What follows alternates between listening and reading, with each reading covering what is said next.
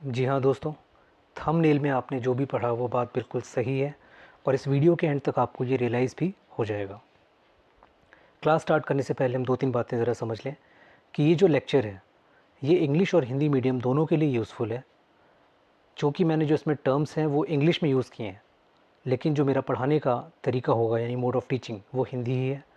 दूसरी बात कि आप कुछ भी स्किप करके मत देखिएगा, वरना बहुत सारी चीज़ें आप मिस कर देंगे।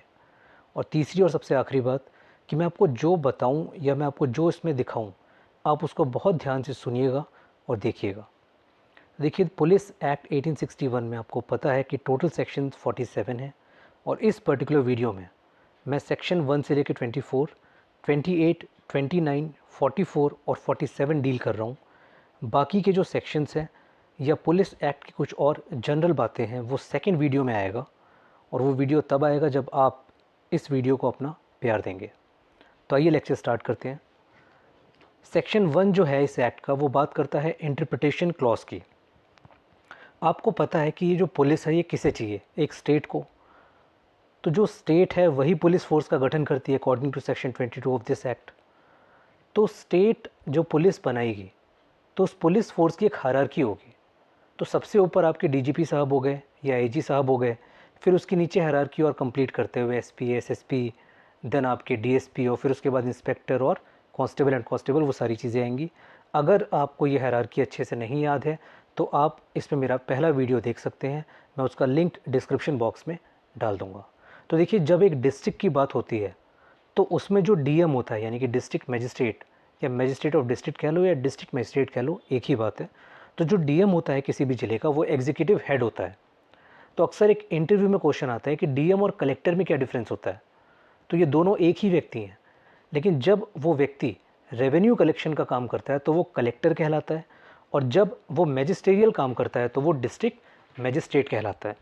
तो यहाँ पे सबसे पहले डीएम डिफाइन है, लिखा हुआ है कि chief officer charge with executive administration of a district. एक डिस्ट्रिक्ट का जो एग्जीक्यूटिव एडमिनिस्ट्रेशन के जो चीफ ऑफिसर हैं वो कौन होगा? डीएम। मैजिस्ट्रेट कौन होगा?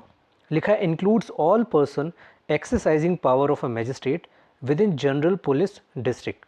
एक जनरल पुलिस डिस्ट्रिक्ट में कोई भी व्यक्ति जो मैजिस्ट्रेट की पावर एक्सरसाइज कर रहा है वो मैजिस्ट्रेट कहलाएगा।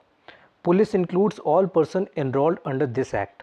ये टर्म देखिए, एनरोल मैंने हाईलाइट कर रखा है, इसको आप याद रखिएगा। इस एक्ट में जो पुलिस है वो अपॉइंट, नॉमिनेट, सेलेक्ट, इलेक्ट नहीं, बल्कि क्या हो रही है? एनरोल। एमसीक्यू में क्वेश्चन बनता है। इस पूरे लेक्चर में जो भी आपकी काम की चीज़ें हैं मैंने वो सारी की सारी हाईलाइट कर रखी हैं। आगे देखते हैं जनरल पुलिस डिस्ट्रिक्ट। आपको पता है कि जब ये एक्ट बना था, तब ब्रिटिश एरा था, उस टाइम पे हमारा जो इंडिया था वो प्रेसिडेंसी और स्टेट में डिवाइड था। तो जीपीडी यानी कि जनरल पुलिस डिस्ट्रिक्ट का मतलब क्या है? कोई भी प्रेसिडेंसी, स्टेट या प्लेस या उसका कोई पार्ट जहाँ पे ये एक्ट इफ़ेक्टिव है वो क्या कहलाएगा? General police district.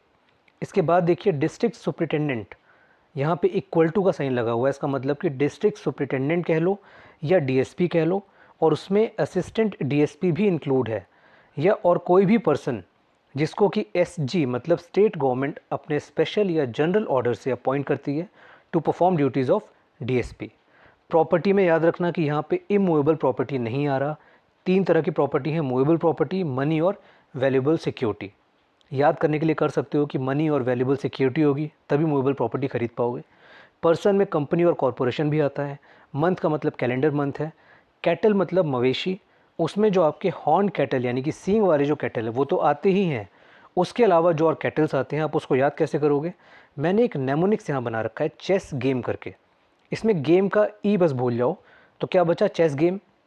सी से कैमल, एच से हॉर्स, ई से एलिफेंट, एस से शीप, एस से स्वाइन, जी से गोट, ए से एसेस और एम से म्यूल। ये इंपॉर्टेंट था।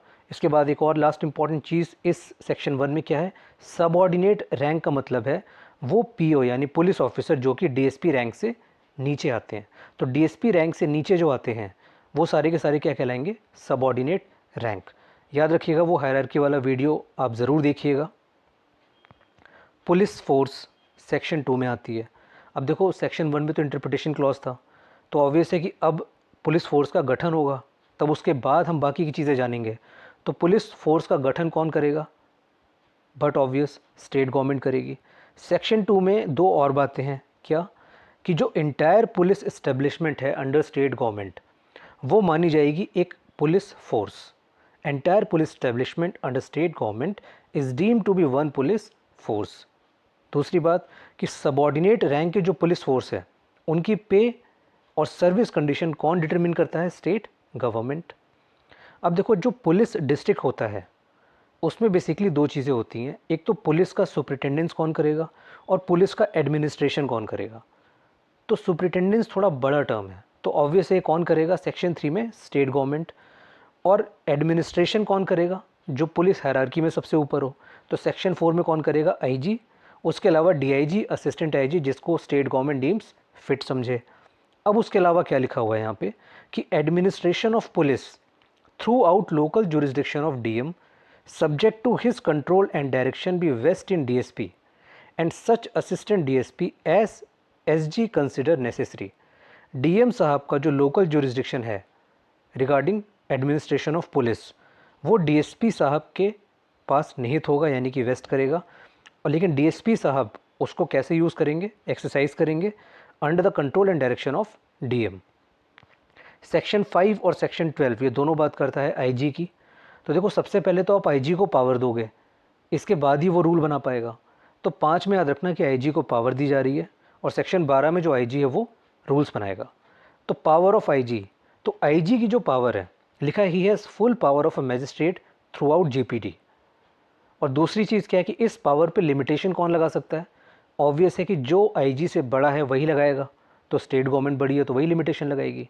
तो देखिए यहाँ पे कॉमन सेंस पूरे एक्ट में ज़्यादा अप्लाई हो रहा है, ज़्यादा चीज़ें रटने की ज़रूरत नहीं है। सेक्शन 12 क्या बात करता है कि power of IG to make rules, तो आईजी साहब अपनी पुलिस फोर्स के लिए रूल्स बना सकते हैं, लेकिन उस पर अप्रूवल लेना पड़ेगा किसका? स्टेट गवर्नमेंट का। इसके बाद सेक्शन 7 में क्या लिखा हुआ है?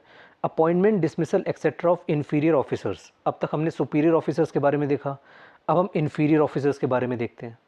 तो ये जो सेक्शन 7 है ये subject to article 311 of constitution and rules made by state government के तहत है। अब देखो इसमें ग्राउंड्स क्या दे रखे हैं, लिखा है रिमिस। रिमिस मतलब होता है गलती करना, नेग्लिजेंट या unfit in discharge of duty. तो अगर आप गलती करते हैं, नेग्लिजेंट हैं, अपनी ड्यूटी को डिस्चार्ज करने में अनफिट हैं, तो आपको आईजी, डीआईजी, असिस्टेंट आईजी और डीएसपी भी, याद रखना डीएसपी भी है, ये क्या कर सकते हैं? आपको सज़ा देंगे। अभी सज़ा एक ऑर्डर में चल रही है, पहले छोटी फिर बड़ी। तो सबसे पहले क्या कर सकते हैं? आपको सस्पेंड कर सकते हैं, आपकी रैंक को रिड्यूस कर सकते हैं, आपको डिसमिस कर सकते हैं, 1 महीने की जो आपकी सैलरी है उतना आप पे फ़ाइन इम्पोज कर सकते हैं, आपको क्वार्टर में कन्फाइनमेंट कर सकते हैं 15 डेज़ का। अगर आपको कोई गुड कॉन्डक्ट की वजह से पे मिलती है तो वो भी आपसे छीनी जा सकती है। उसके अलावा अगर आपको कुछ डिस्टिंक्टिवनेस की वजह से कोई ऑफिस मिला था या कोई स्पेशल इन्वॉल्वमेंट यानी कि कुछ खर्चे और भत्ते आपको मिलते हैं तो उनसे भी आपको डिप्राइव किया जा सकता है। अब जब आप पुलिस ऑफिसर बन गए, आप अपॉइंट हो गए, तो उसके बाद आपको सर्टिफिकेट मिलेगा ना उस चीज़ का। तो लिखा है कि सर्टिफिकेट्स टू पीओ यानी police officer except mention in section 4। तो सेक्शन 4 में जो पुलिस ऑफिसर्स हैं उनको छोड़ के बाकी के जो पुलिस ऑफिसर्स हैं जब वो अपॉइंट होंगे तो उनको क्या मिलेगा? सर्टिफिकेट। तो ये सर्टिफिकेट जो है वो कौन देगा?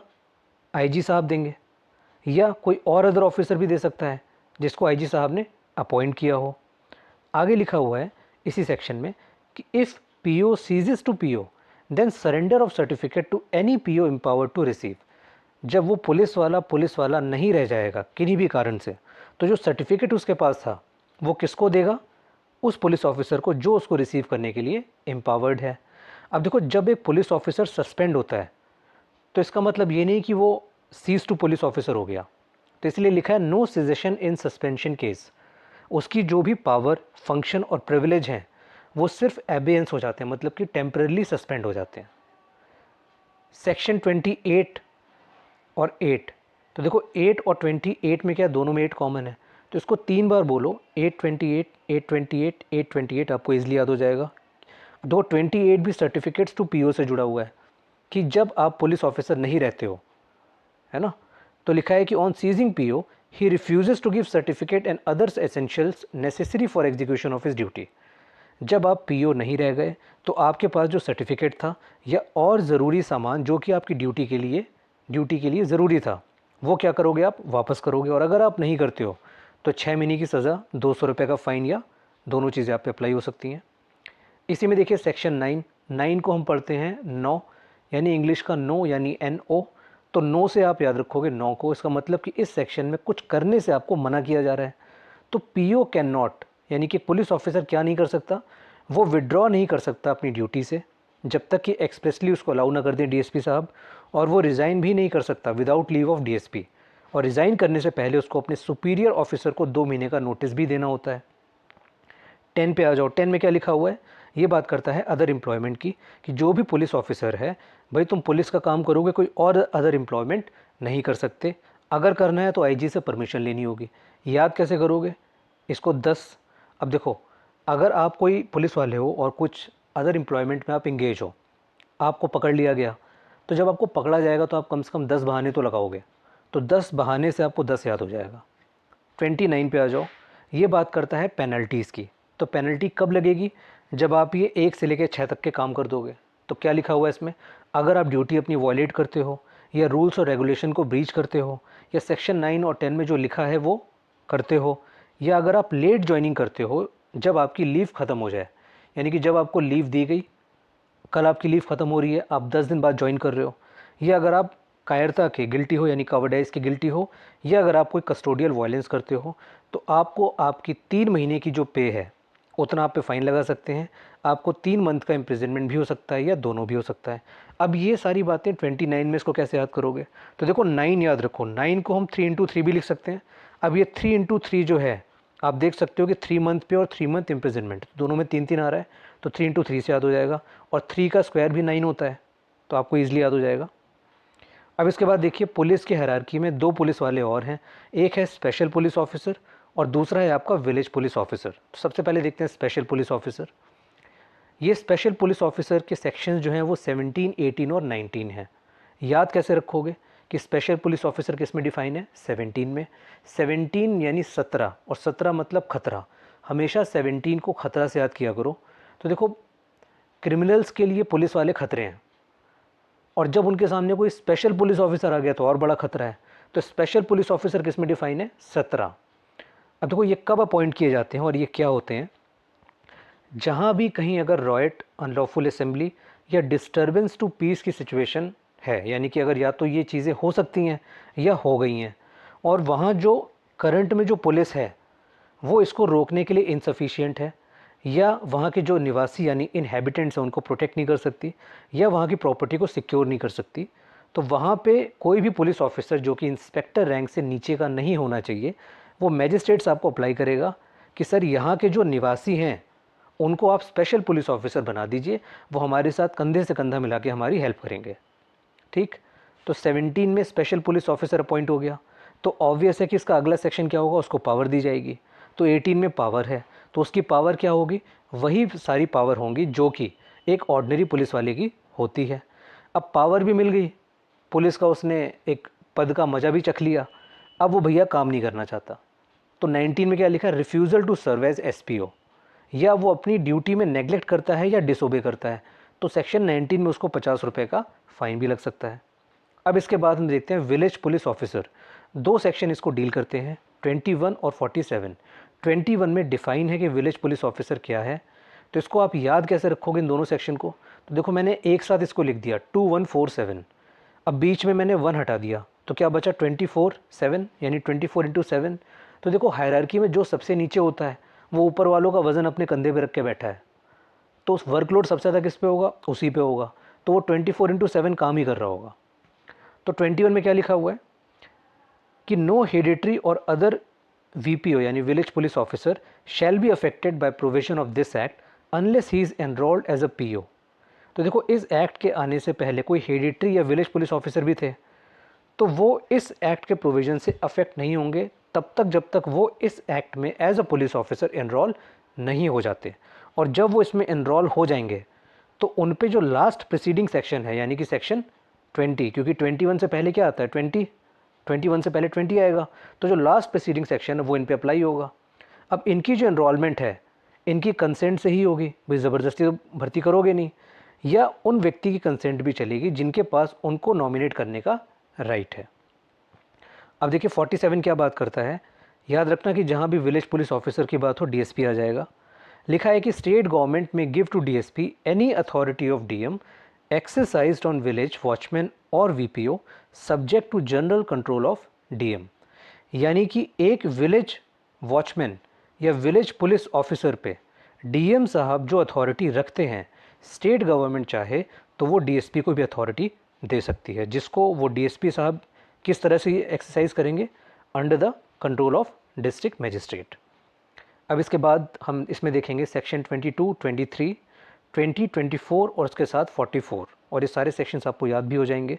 सेक्शन 22 बात करता है कि एक पुलिस वाला हमेशा ड्यूटी पे रहेगा और उसको जनरल पुलिस डिस्ट्रिक्ट के किसी भी पार्ट में एम्प्लॉय किया जा सकता है। अब इसको याद कैसे करोगे, टू को ऐसे लग रहा है टू मतलब टोज़, तो भैया टू मतलब आप हमेशा ऑन टोज़ ही हो, मतलब हमेशा अलर्ट हो, हमेशा दोनों पैर पे काम ही कर रहे हो, क्योंकि आप ऑलवेज ऑन ड्यूटी हो। तो आपको ये ईजिली याद हो जाएगा, 22 में है। अब 22 के बाद ठीक अगले सेक्शन में इसकी ड्यूटीज़ बताई गई होंगी, तो वो 23 में है, हम इसमें अभी नहीं आ रहे, बाद में आएंगे। अब इसके बाद देखो 20, ये कहता है कि इस एक्ट में जो भी पुलिस ऑफिसर एनरोल होगा उसकी अथॉरिटी क्या होगी। तो ऑब्वियस है कि इस एक्ट में जो अथॉरिटी है वो होगी, और उसके अलावा कोई भी अगर ऐसा एक्ट पास होता है जिससे कि क्रिमिनल प्रोसीजर रेगुलेट होता है तो वो अथॉरिटी भी इसको मिलेगी। अब 22 और 20 कैसे याद रखोगे आप, तो देखो 22 में आप कह रहे हो कि वो हमेशा ड्यूटी पे रहेगा, और 20 में आप उसको अथॉरिटी की बात कर रहे हो। तो देखो वन डे मैच खिलाने की बात हो रही है, और पावर क्या दी जा रही है, 2020 वाली। आपको पता है कि जो 2020 मैचेस होते हैं वो वन डे मैच का एक शॉर्ट फॉर्मेट है। तो आप ये पुलिस वाला जो है वो कह सकता है कि सर 2020 में तो 22 में तो आपने हमारी ड्यूटी लगा दी 24 घंटे वाली, लेकिन हमसे काम जो आपने अथॉरिटी दी है वो क्या दी है, 2020 मैच वाली। तो सेक्शन 20 आपको याद हो जाएगा। इसके बाद देखिए सेक्शन 24, तो भाई जब ऑलवेज ऑन ड्यूटी है तो 24 घंटे जब काम करेगा तो जो भी इन्फॉर्मेशन मिलेगी मैजिस्ट्रेट को देगा, और या तो फिर मैजिस्ट्रेट से ही वो समन वारंट और सर्च वारंट भी इशू करवा सकता है। तो ये 24 में है, इसको आप 24 घंटे से याद कर सकते हो। अब देखो 22 का डबल क्या होता है, 44। तो जब आप ऑलवेज ऑन ड्यूटी हो 22 में, तो फिर आपको एक जनरल डायरी भी तो मेंटेन करनी चाहिए ना, जिसमें आप सारी चीज़ें लिख सको। तो ये जो जनरल डायरी है इसको कौन मेंटेन करेगा, किसकी ड्यूटी है, लिखा है duty of every OIC of PS, मतलब officer in charge of police station की ड्यूटी है कि वो इसको मेंटेन करेगा। किस फॉर्मेट में करोगे, जो कि स्टेट गवर्नमेंट ने प्रिस्क्राइब कर रखा है। आपको पता है कि डिस्ट्रिक्ट में जो एग्जीक्यूटिव हेड है वो डीएम है, तो डीएम जब भी चाहे इस जीडी को बुला सकता है, अपने पास मंगा सकता है, उसको इंस्पेक्ट भी कर सकता है। इस जीडी में कौन कौन सी चीज़ें आप मेंशन करोगे, तो लिखा है कंप्लेंट्स एंड चार्जेस प्रेफर्ड। आप किसी को अरेस्ट करते हो, कंप्लेनेंट का नाम क्या है, या विटनेस जिसको एग्जामिन किया गया, इन सब के नाम भी होंगे उसमें। जिसको आपने अरेस्ट किया, आपने उस पर कौन से चार्जेस लगाए हैं, आप ये भी मेंशन करोगे। उसके पोजेशन से कोई वेपन या प्रॉपर्टी रिकवर हुई है तो आप ये भी बताओगे। अब इसके बाद 23 पे आ जाओ कि पुलिस ऑफिसर की ड्यूटीज़ क्या क्या हैं। तो देखो सबसे पहली ड्यूटी तो ये बनती है कि भैया अपराध होने से रोको। हो जाएगी तो वो तो बात की बात है, सबसे पहले तो रोको। तो रोकने के लिए 1 और 2 है। 1 में क्या है कि प्रिवेंट करो ऑफेंस को या पब्लिक नुइसेंस को। 2 में क्या है कि collect and communicate intelligence affecting public piece. Public piece को जो भी चीज़ें अफेक्ट करती हैं आप उसे कलेक्ट करेंगे और कम्युनिकेट करेंगे। अब देखिए अपराध अब हो गया, तो 3rd और 4th और 5th काम आएंगे। 3 में क्या लिखा है, detect and bring offenders to justice and apprehend persons whom he is legally authorized to apprehend या for whose apprehension sufficient ground exist। एक पुलिस वाला जिसको अरेस्ट करने के लिए ऑथराइज है या जिसको अरेस्ट करने के सफिशिएंट ग्राउंड एग्जिस्ट करते हैं वो उसको अरेस्ट या एप्रीहेंड करेगा। और अगर नहीं कर पा रहा है, भाई कहते हैं ना कभी कभी कि वारंट है आपके पास, तो 4th में वही काम कर देगा कि obey and execute all orders and warrant. उसके अलावा 5th में क्या लिखा है कि बिना वारंट के भी वो कुछ कर सकता है। क्या कर सकता है, किसी भी ड्रिंकिंग शॉप, गेमिंग हाउस या कोई अदर प्लेस जहाँ पे लूज या डिसऑर्डरली कैरेक्टर के लोग हैं वहाँ वो एंटर कर सकता है और इंस्पेक्ट भी कर सकता है। अब इसके बाद देखते हैं एडिशनल पुलिस फोर्स। भाई पुलिस फोर्स हर जगह है, लेकिन कुछ ऐसी भी सिचुएशन आती हैं कि आपको अतिरिक्त पुलिस बल की ज़रूरत पड़ जाती है। तो ये सेक्शन 13 से लेकर सेक्शन 16 के बीच में ये मेंशन है। इसको एक एक करके देखते हैं। 13, 14, 15 में ये 3 सिचुएशन है और इन सिचुएशन की ग्रेविटी धीरे धीरे बढ़ती है। आइए देखते हैं 13 में क्या लिखा है। एप्लीकेंट शोइंग नेसेसिटी, आप गए कुछ लोगों के पास, एप्लीकेशन लगाई कि सर आवश्यकता है किस चीज़ की, टू कीप पीस, सर शांति व्यवस्था बनी रहे। तो ऐसे में जो आईजी, डीआईजी, असिस्टेंट आईजी या DSP subject to direction of DM ये क्या करेंगे, एडिशनल पुलिस फोर्स लगा देंगे। और ये जो फोर्स है ये किसके ऑर्डर के अंडर वर्क करेगी, डीएसपी साहब के। और इस फोर्स को रखने का जो भी कॉस्ट या चार्ज है वो कौन बियर करेगा, वही एप्लीकेंट जिसने एप्लीकेशन लगाई थी। और जब वो इस एडिशनल पुलिस फोर्स को विड्रॉ करना चाहता है तो 1 महीने की नोटिस देगा इन राइटिंग उन्हीं लोगों को जिसके पास वो एप्लीकेशन लेके गया था। तो देखो 13, 14, 15 पढ़ते समय 3 बातें ध्यान में रखना कि पहली बात कि क्यों एडिशनल फोर्स लगाई जा रही है, कौन लगा रहा है और उसका खर्चा कौन देगा। तो यही 3 चीज़ें डील की जाती हैं। 14 में देखिए क्या है, अगर कहीं पे रेलवे का काम चल रहा है, कैनाल पब्लिक वर्क का काम चल रहा है, मैन्युफैक्चरिंग या कोई कॉमर्शियल यूनिट है और वहाँ पे जो एम्प्लॉयज़ काम करते हैं उनके वर्क को देखते हुए अगर आईजी साहब को लगता है कि यहाँ पे एडिशनल पुलिस फोर्स की ज़रूरत है तो वो स्टेट गवर्नमेंट की कंसेंट लेके वहाँ पे एडिशनल पुलिस फोर्स डिप्लॉय कर सकते हैं। और ऐसे में खर्चा कौन उठाएगा, तो भाई ये जितने भी ऊपर काम हो रहे हैं इनको करने के लिए चाहिए फ़ंड, और वो फ़ंड किसी व्यक्ति के कस्टडी या कंट्रोल में ही होगा। तो वही व्यक्ति क्या करेगा, उस एडिशनल पुलिस फोर्स की कॉस्ट को बियर करेगा। तो लिखा है ना कॉस्ट में कि पर्सन हैविंग कस्टडी या control of fund for such work. इसके बाद 15 में क्या लिखा हुआ है, डिस्टर्ब और डेंजरस डिस्ट्रिक्ट। इसको मैंने डी क्यूब करके लिखा हुआ है। तो आप देख सकते हैं इसमें 3 डी आ रहे हैं, है ना, तीनों ही वर्ड्स में फर्स्ट जो आपका अल्फ़ाबेट है वो डी है, तो डी क्यूब हो गया। उसके अलावा आप इसको और कैसे याद कर सकते हैं, तो देखिए 15 को हमेशा 15 अगस्त से याद किया करिए। तो 15 अगस्त के दिन डिस्टर्ब या डेंजरस एक्टिविटीज़ होने के चांसेस ज़्यादा हैं, तो आपको 15 से याद हो जाएगा। इसमें डिस्टर्ब और डेंजरस डिस्ट्रिक्ट की बात हो रही है। अब देखिए एक स्टेट में कई डिस्ट्रिक्ट हैं, लेकिन कुछ डिस्ट्रिक्ट जो हैं वो डिस्टर्ब या डेंजरस भी हो सकते हैं। इसे कौन डिक्लेयर करेगा, ऑब्वियस है स्टेट गवर्नमेंट करेगी। और इसके लिए वो गजट में प्रोक्लेमेशन यानी कि उद्घोषणा करेगी, या किसी और भी तरीके से वो कह सकती है कि भाई ये जो डिस्ट्रिक्ट है ये डिस्टर्ब और डेंजरस है। और वहाँ के जो निवासी यानी कि इनहैबिटेंट्स हैं उनके कॉन्डक्ट को देखते हुए वहाँ पे नंबर ऑफ़ पुलिस को इंक्रीज़ भी किया जा सकता है। तो आप प्लस के बगल में जो एरो वाला साइन देख रहे हैं वो इंक्रीज़ का साइन है। सेकंड पॉइंट क्या है कि आईजी या कोई भी ऑफिसर जिसको स्टेट गवर्नमेंट ऑथराइज़ करती है तो वो एम्प्लॉय कर सकता है additional police force with sanction of state government. अब इसका कॉस्ट कौन बियर करेगा, इनहैबिटेंट। और इस कॉस्ट का बंटवारा भी तो करना पड़ेगा ना उन निवासियों में, तो कौन करेगा, डीएम साहब। और स्टेट गवर्नमेंट अगर चाहे तो जिन लोगों पे कॉस्ट लगी है उनको छूट भी दे सकती है।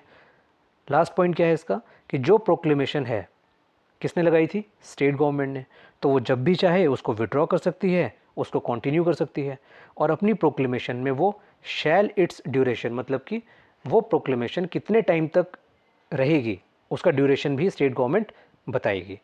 इसी में एक्सप्लेनेशन में इनहैबिटेंट डिफाइन है।